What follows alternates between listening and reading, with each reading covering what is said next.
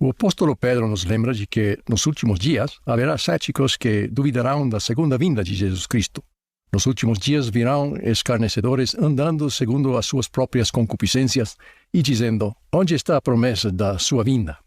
Pedro nos lembra que o Senhor não retarda a sua promessa e que se há algum aparente atraso em seu retorno, é por causa de sua misericórdia e longanimidade nos dar mais tempo para nos arrependermos antes do grande e terrível dia do Senhor.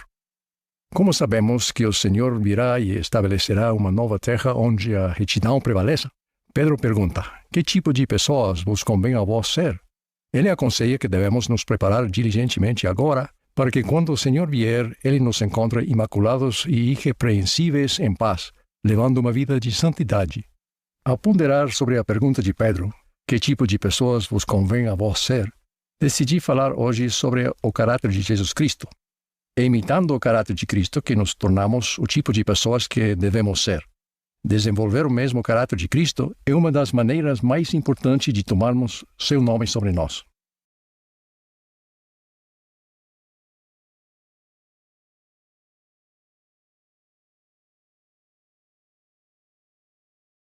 Quando pensamos sobre o caráter do Salvador, tendemos a nos concentrar imediatamente em seus atributos, como virtude, integridade, humildade, compaixão e coragem. Mas também devemos refletir o que há em Jesus que dá origem a tais traços de caráter. Creio que eles são o resultado natural dos pensamentos, desejos e intenções de seu coração. O caráter como o de Cristo cresce a partir de um coração como o de Cristo. Portanto, se quisermos ter sucesso no desenvolvimento de um caráter como o de Cristo, precisamos possuir suas motivações, seus pensamentos, desejos e intenções de seu coração.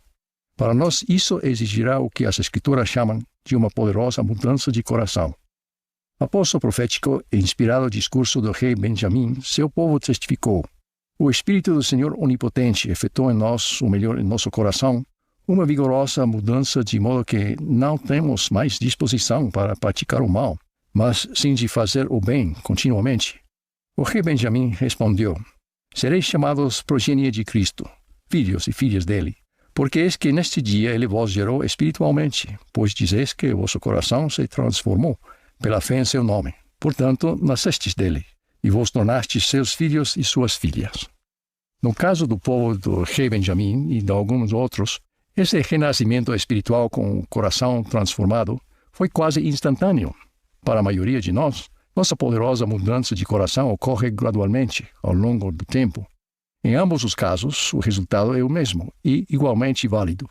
Em todos os casos, requer arrependimento, um convênio batismal de obediência e a graça de Jesus Cristo por meio do Espírito Santo. Sim, requer um esforço consistente e contínuo de nossa parte, mas lembrem-se, não é simplesmente uma questão de nos esforçarmos. A boa nova do Evangelho de Jesus Cristo é que cada um de nós pode invocar a graça de Jesus Cristo para nos ajudar. Com nosso batismo e nossa confirmação, Ele nos promete a companhia do Espírito Santo, o mensageiro de sua graça. Por meio do Espírito Santo, recebemos sua influência e dons espirituais, o poder da divindade em nossa vida. Esse poder transformador produz uma poderosa mudança de coração e das qualidades de caráter que a acompanham.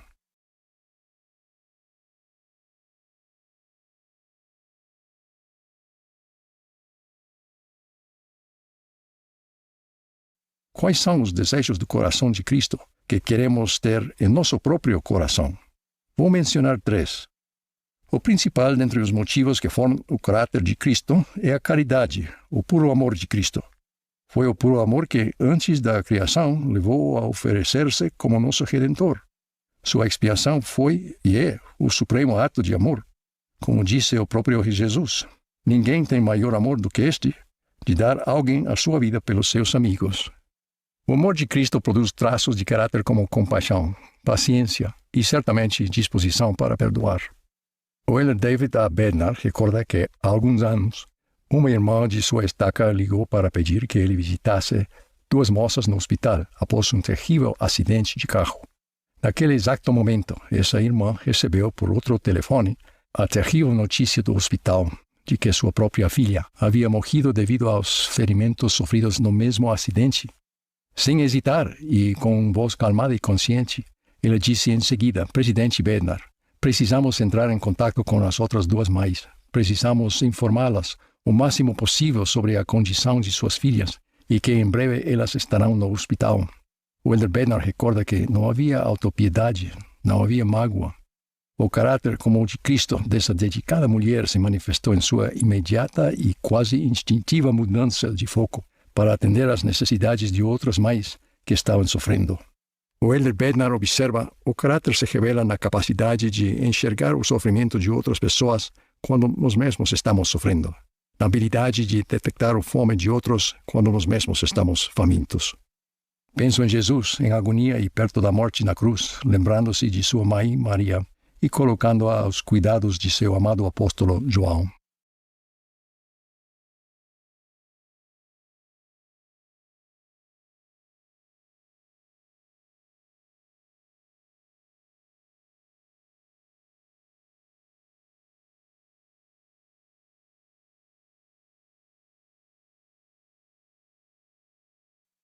Uma segunda motivação implícita ao caráter do Salvador é seu profundo desejo de promover a felicidade e o progresso de outras pessoas.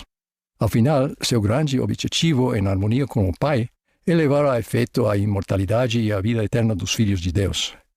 Como o Salvador ensinou a seus apóstolos: todo aquele que quiser entre vós fazer-se grande, seja vosso servo. O Filho do Homem não veio para ser servido, mas para servir, e para dar a sua vida em resgate por muitos. As qualidades de caráter que surgem da devoção ao bem-estar e ao sucesso das outras pessoas incluem humildade, mansidão, altruísmo e coragem. Em seu recente discurso na Universidade Brigham Young, o presidente Dallin H. Oaks aconselhou: olhem para as necessidades dos outros e a humildade virá como consequência. Quanto ao altruísmo, que melhor exemplo temos do que o dos missionários? As dezenas de milhares de nossos missionários que dedicam meses e anos de sua vida exclusivamente para servir ao próximo, muitas vezes estranhos, e oferecer em nome de Cristo suas incomparáveis dádivas de arrependimento e perdão.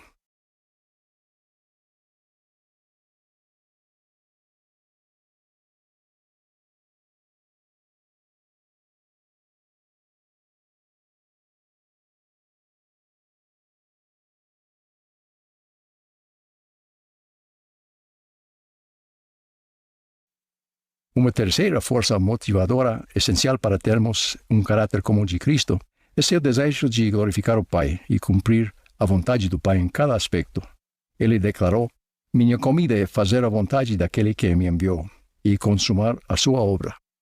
Um desejo como o de Cristo de glorificar a Deus e fazer sua vontade conduz às qualidades de caráter, honra, integridade e virtude. Jesus, o paradigma da integridade, como nós, em tudo foi tentado, mas sem pecado. Podemos nos esforçar por alcançar esse ideal.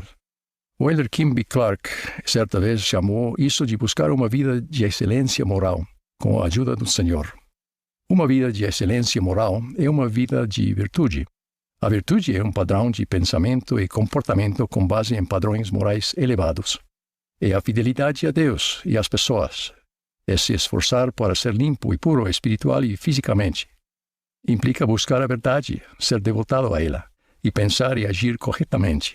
Em seu último discurso como presidente da Igreja ao Humano, o presidente Russell M. Nelson suplicou: nossos pensamentos, palavras e ações precisam ser invariavelmente virtuosos e cheios do puro amor de Jesus Cristo por todos os homens.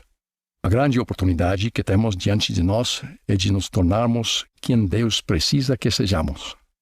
Em resumo, Jesus pensa e age por puro amor.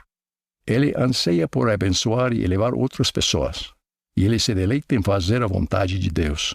Com fé em Cristo, podemos orar para que o Espírito Santo efetue uma vigorosa mudança em nós, para instilar essas mesmas motivações divinas em nosso coração e nos ajudar a praticar os atributos de um caráter como o de Cristo. Podemos continuar nos arrependendo para melhorar, à medida que nos esforçamos para seguir o exemplo do Senhor. Podemos nos tornar quem Deus precisa que sejamos.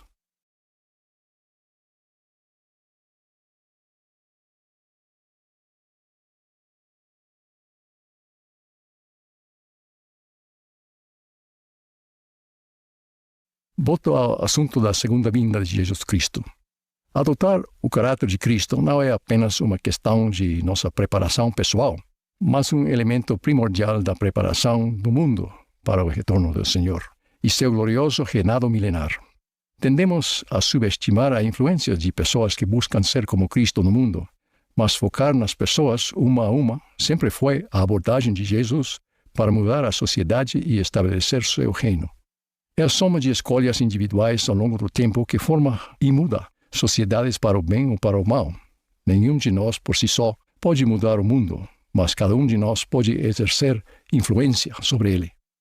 Neste alegre domingo de Páscoa, presto testemunho de Jesus Cristo, ressurreto e vivo. Ele está à frente desta igreja, a sua igreja. O presidente Dallin H. Oaks foi chamado por ele para presidir a igreja na terra e ser o porta-voz profético do Senhor para o mundo.